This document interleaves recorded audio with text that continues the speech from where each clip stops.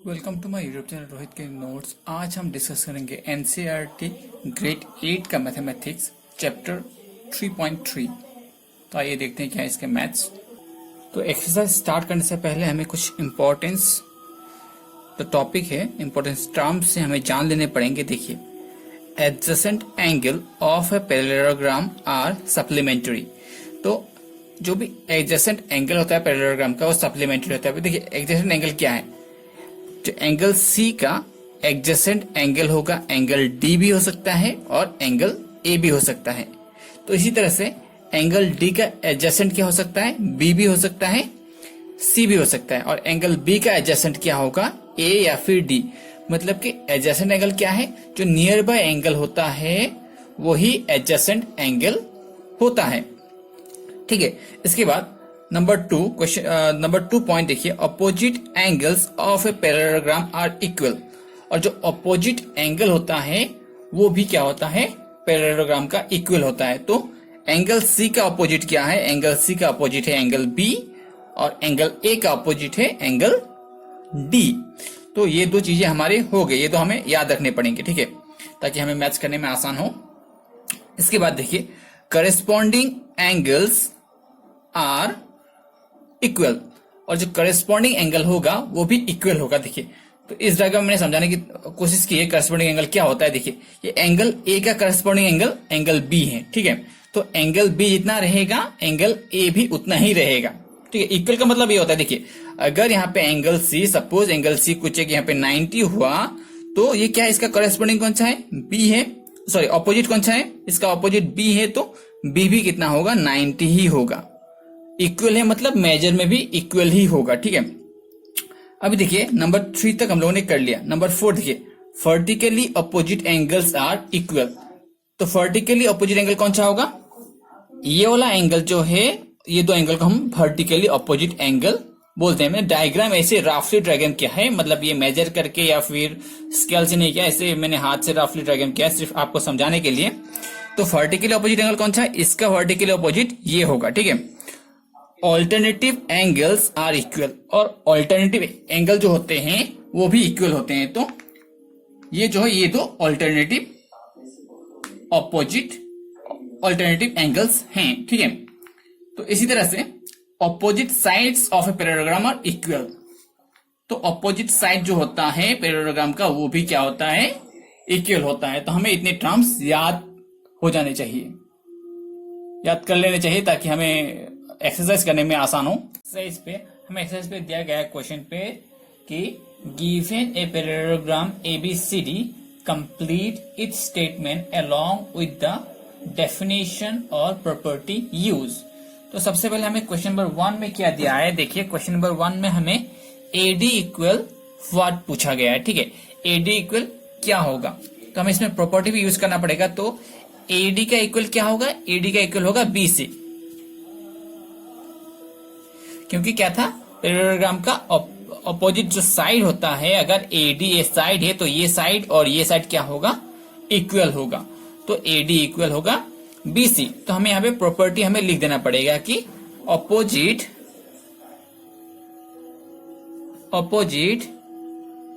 Side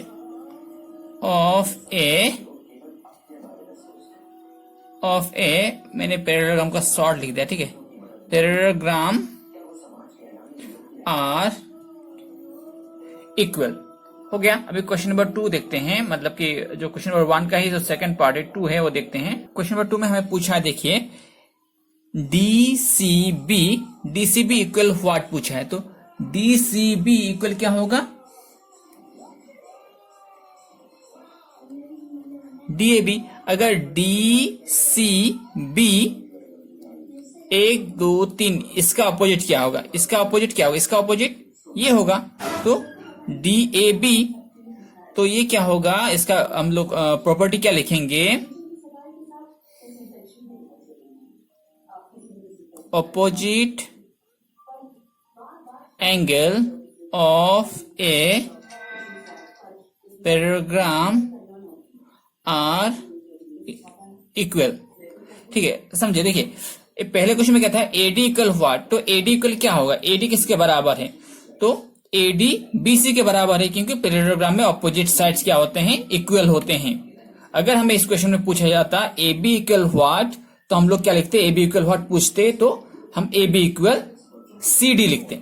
ठीक है, हमें AD पूछा है इसीलिए हम लोगों ने BC लिखा है। तो सेम क्वेश्चन नंबर 2 में हमें पूछा गया था DCB, ये एक एंगल है DCB एंगल। DCB एंगल कौन से एंगल के बराबर हैं? तो DCB एंगल कौन से एंगल के बराबर होगा? DAB के बराबर होगा। OC किसके बराबर है? OC किसके बराबर होगा?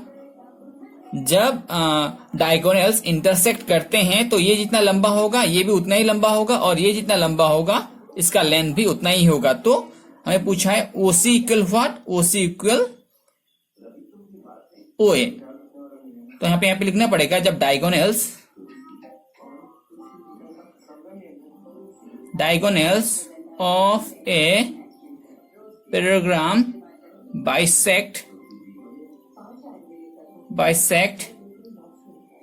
each other,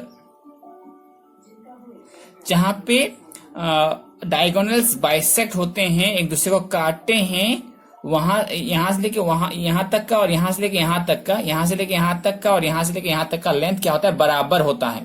तो हमें याद रखना पड़ेगा। अभी एंगल DAB एंगल CDA ये किसके बराबर है?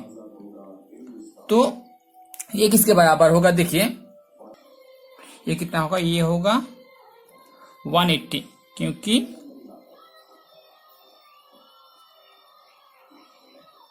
Adjacent angle of a parallelogram are supplement MENTOR supplementary. ठीक है, तो क्वेश्चन नंबर 1 में हमें ये 4 क्वेश्चन पूछे गए थे, ये 4 क्वेश्चन हमने सॉल्व कर दिए। तो अब आते क्वेश्चन नंबर 2 में। तो यहां मैं एक बात बता देता हूं, देखिए एंगल DAB और एंगल CDA प्लस करेंगे तो जो बीच वाला होता है एंगल में, बीच वाला को हम लोग एंगल पकड़ते हैं। तो ये एंगल A और एंगल D, मतलब कि एंगल A और एंगल D प्लस करेंगे तो कितना आएगा? सप्लीमेंट्री होगा। एडजेसेंट एंगल, क्योंकि इसका एडजेसेंट क्या है? इसका एडजेसेंट ये है, ये भी हो सकता है, ये भी हो सकता है। तो क्या है? एडजेसेंट एंगल क्या होगा? सप्लीमेंट्री होगा। तो इसका आंसर 180 आएगा। तो adjacent angle of a parallelogram are supplementary. तो अभी क्वेश्चन नंबर 2 देखते हैं, क्या क्वेश्चन नंबर 2। तो क्वेश्चन नंबर 2 में हमें क्वेश्चन नंबर 2 में हमें एक्स वाई जेड का वैल्यू निकालने के लिए बोला गया है। सबसे पहले क्वेश्चन नंबर 1 देखते हैं। देखिए क्वेश्चन नंबर 2 का जो 1 है, 1 में क्या होगा? एंगल A और एंगल B क्या होगा? एडजेसेंट एंगल है। तो angle A plus angle B equal कितना होगा? 180 होगा, ये 100। ठीक है, 180 होगा। हम लिख लेते हैं, प्रॉपर्टी लिख देते हैं।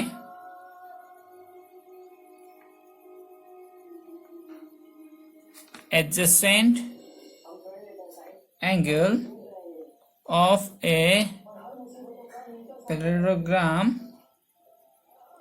R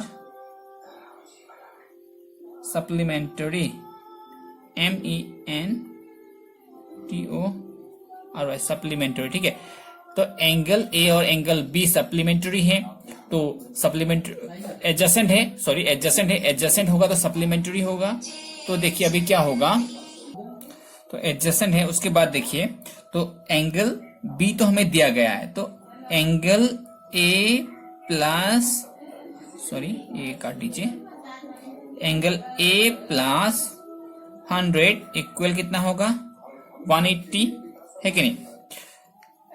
angle A equal 180 minus 100, तो एंगल A इक्वल कितना आ गया?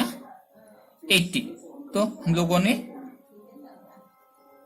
एंगल B हमें दिया गया है, एंगल A हम लोगों ने निकाल लिया। ठीक है, तो एंगल A का मतलब क्या है? Z है, तो देयरफॉर Z इक्वल कितना आ गया? 80 डिग्री आ गया। तो हमें इस क्वेश्चन में बोला गया था कि x, y और z का निकालना है कि नहीं? तो हम लोगों ने z का वैल्यू निकाल लिया, अभी x और y का निकालना पड़ेगा। ठीक है, तो angle B equal angle D होगा। क्यों? Angle B equal angle D कैसे होगा? देखिए एंगल बी जितना है एंगल डी भी उतना ही होगा, क्योंकि ये क्या है, ये क्या है, ये है ऑपोजिट एंगल्स, क्योंकि पैरेललोग्राम का जो ऑपोजिट एंगल है वो इक्वल होता है। तो हमें यहाँ पे प्रॉपर्टी लिख देना पड़ेगा, opposite angle of a parallelogram are equal. तो एंगल बी कितना है? एंगल बी तो 100 है कि नहीं? तो एंगल डी इक्वल भी कितना होगा? 100 ही होगा, है कि नहीं? देयरफॉर एंगल डी मतलब कितना है? एंगल डी मतलब है y, देयरफॉर y इक्वल 100। तो हम लोगों ने y का भी निकाल लिया वैल्यू और z का भी निकाल लिया। अभी हमें x का वैल्यू निकालना है। तो angle a equal angle C, तो एंगल A और एंगल C भी क्या होगा? एंगल A और एंगल C भी ऑपोजिट एंगल्स हैं। तो यहां पे लिखना पड़ेगा property opposite angles of a parallelogram are equal, है कि नहीं? तो एंगल ए हमें मिल गया। एंगल ए मतलब कितना था? एंगल ए मतलब मिला हुआ है हमें। एंगल ए मतलब था, हमने निकाला था 80 था, ठीक है। तो C इक्वल भी कितना होगा? 80 होगा, है कि नहीं? एंगल C इक्वल भी 80 होगा। तो एंगल C मतलब क्या? एंगल C मतलब x है, तो x इक्वल भी कितना होगा? 80 होगा। तो हम लोगों ने निकाल दिया। हैंस हमें लास्ट यहाँ पे एट लास्ट लिख देंगे हम लोग, hence x equal 80 degree, y equal 100 degree and z equal 80 degree. तो हमें इतना ही पूछा गया था इस क्वेश्चन में। तो इसके बाद आते हैं क्वेश्चन नंबर 3 में, सॉरी 3 नहीं, क्वेश्चन नंबर 2 का ही हमारा सेकंड पार्ट भी बाकी है। तो क्वेश्चन नंबर 2 का जो 2 है उस पर हमें पूछा गया है एक्स वाई जेड ही निकालना है। यहाँ भी मैंने डायग्राम ऐसे रेंडमली ड्रॉ किया है, आप ठीक से ड्रॉ कर लीजिएगा। अभी देखिए हमें x प्लस 50 करेंगे तो कितना आएगा? 180 आएगा। क्योंकि एडजेसेंट एंगल, ये और ये एडजेसेंट है, तो एडजेसेंट होगा तो क्या होगा? सप्लीमेंट्री होगा। तो हम लिख देते हैं यहाँ पे जो प्रॉपर्टी लिख देते हैं, adjacent angle of a parallelogram are supplementary.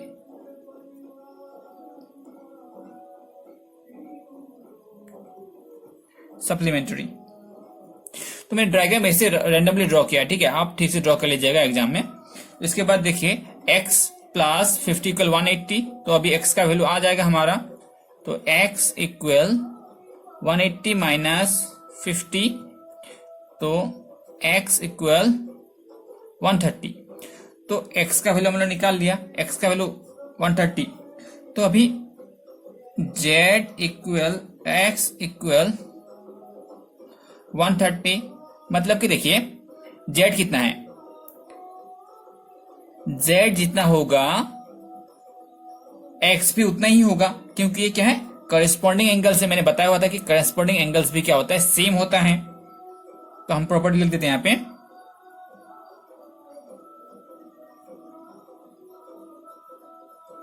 Corresponding angles. तो हो गया। तो हमारा x का वैल्यू भी निकल गया, z का वैल्यू भी निकल गया और y का वैल्यू भी निकल गया। तो हमें इस क्वेश्चन में इतना ही करना। तो अभी आते क्वेश्चन नंबर 2 का जो थर्ड है, थर्ड पे आते हैं, क्या है इसका देखते हैं, आइए। ओके, क्वेश्चन नंबर अभी जो 2 का जो 3 था, 3 पे आते हैं। मैंने पहले बोल चुका मैंने कि डायग्राम मैंने ऐसे रेंडमली ड्रॉ किया है, आप एग्जाम में ठीक से ड्रॉ कर लीजिएगा। तो देखिए अभी इस पे हमें एक्स वाई जेड का वैल्यू निकालना है। तो हम क्या करेंगे? तो इसका देखिए, तो x का वैल्यू कितना होगा, x का वैल्यू 90 आएगा। तो x इक्वल 90, क्योंकि ये क्या है, ये क्या है, वर्टिकली अपोजिट एंगल है। तो वर्टिकली अपोजिट एंगल कितना होता है, इक्वल होता है। तो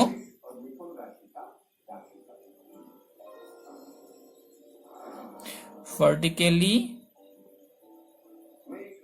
opposite angle, vertically opposite angle.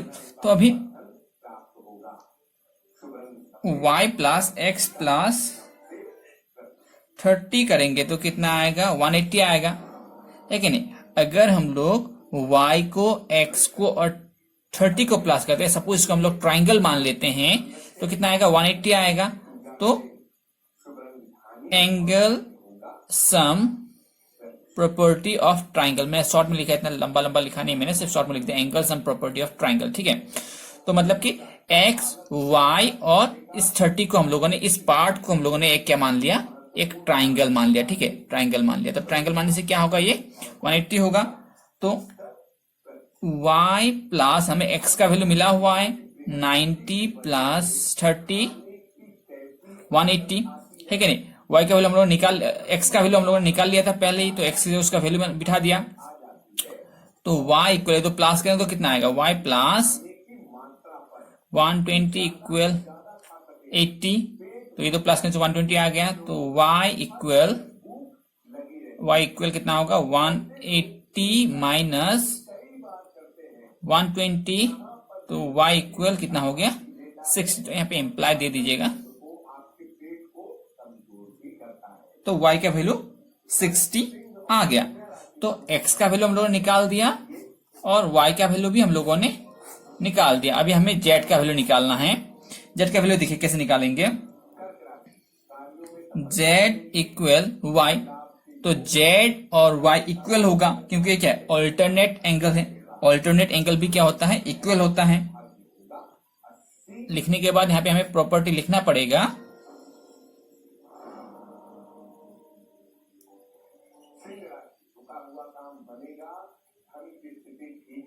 Angle. तो आपको एग्जाम में भी ऐसा प्रॉपर्टी लिखने पड़ेंगे, ठीक है। प्रॉपर्टी नहीं लिखेंगे तो एग्जाम में मार्क्स कट जाएगा। तो इसके बाद क्वेश्चन नंबर 2 का जो फोर्थ है, फोर्थ में आते हैं। आइए देखते हैं क्या क्वेश्चन नंबर 4 का क्वेश्चन। तो क्वेश्चन नंबर 4 में देखिए, 4 में हमें निकालना है XYZ का वैल्यू। तो क्वेश्चन नंबर 4 में z इक्वल क्या होगा, z इक्वल 80 होगा। ये क्या है, ये करेस्पॉन्डिंग एंगल्स हैं, तो हमें प्रॉपर्टी लिख देना पड़ेगा।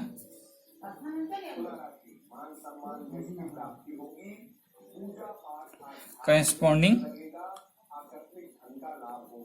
एंगल्स, तो ये जितना होगा ये भी उतना ही होगा। तो z इक्वल 180, तो x प्लस 80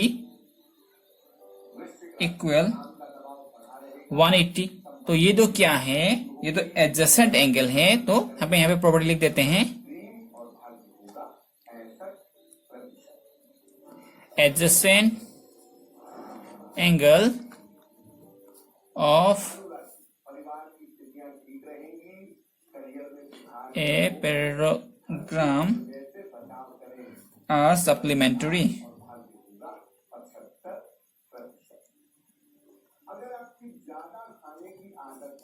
सप्लीमेंट्री, ठीक है। तो x का वैल्यू कितना आएगा, अभी x इक्वल 180 माइनस 80, तो x इक्वल 100। तो हम लोगों ने z का वैल्यू भी निकाल लिया और x का भी निकाल लिया। अभी हमें y का वैल्यू निकालना पड़ेगा। देखिए y का वैल्यू क्या होगा, y equal 80 degree. y equal 80 degree कैसे होगा, देखिए ये क्या है, ये है हमारा अपोजिट एंगल। तो पैरेललोग्राम का अपोजिट एंगल सेम होता है, तो ये जितना होगा ये भी उतना ही होगा। तो हम यहाँ पर लिख देते हैं property, opposite angle of a parallelogram are equal. तो अभी क्वेश्चन नंबर 2 का जो लास्ट है उस पे आते हैं। देखिए क्या है उसका क्वेश्चन। तो क्वेश्चन नंबर 5 में देखिए, 5 में सबसे पहले हम लोग y का वैल्यू निकाल लेते हैं। y इक्वल कितना होगा, 1 1 2, क्योंकि इसका ऑपोजिट ये है। तो हम प्रॉपर्टी लिख देते हैं यहाँ पे, opposite angle are equal, opposite angles are equal, या फिर opposite angle of a parallelogram are equal, हम लोग ऐसा भी लिख सकते हैं कि opposite angles are equal। इसके बाद देखिए 40 डिग्री और y और x प्लस करेंगे तो कितना आएगा। अगर हम लोग इसको ट्राइंगल मान लेते हैं, ठीक है, इसको अगर हम लोग ट्राइंगल मान लेते हैं, ये एक ट्राइंगल बन गया, ट्राइंगल मान लेते हैं, तो इसका सम कितना आएगा 180 आएगा। तो यहाँ पे हम लोग प्रॉपर्टी लिख देते हैं angle sum property of A triangle. इसके बाद देखिए हम लोगों ने 40 का 40 लिखा, y का वैल्यू हमें कितना मिला था 112 प्लस x इक्वल 180, तो ये तो प्लस करेंगे तो क्या आएगा हमारा 152 प्लस x इक्वल 180, तो x इक्वल 180 माइनस 152, तो x इक्वल कितना आएगा, इसका वैल्यू आएगा 28, माइनस करेंगे तो इसका 28 आएगा। तो x का वैल्यू निकल गया, y का भी हम लोगों ने निकाल लिया और x का भी हम लोगों ने निकाल लिया। अभी हमें z का वैल्यू निकालना पड़ेगा। z का वैल्यू देखिए z equal x equal 28। z देखिए z कितना, z और x क्या है, ये ऑल्टरनेट एंगल है। तो ऑल्टरनेट एंगल क्या होता है, इक्वल होता है। तो हम लोग यहाँ पे प्रॉपर्टी लिख देते हैं कि